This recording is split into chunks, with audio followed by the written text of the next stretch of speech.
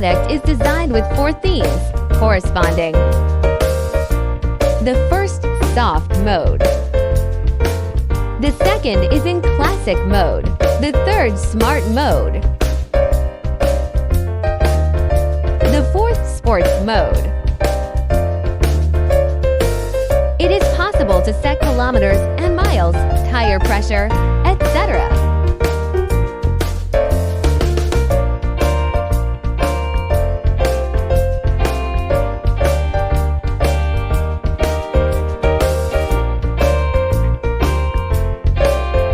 Multiple languages are available. Support link Carplay and Android Auto. When we firstly connect to Carplay, we need to choose Apple and restart our car.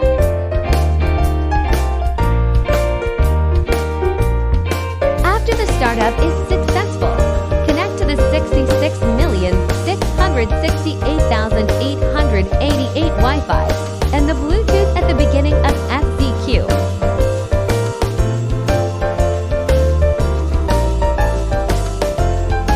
After connecting to Wi-Fi and Bluetooth, click on the meter to navigate and tap on the mobile phone to agree to use Carplay.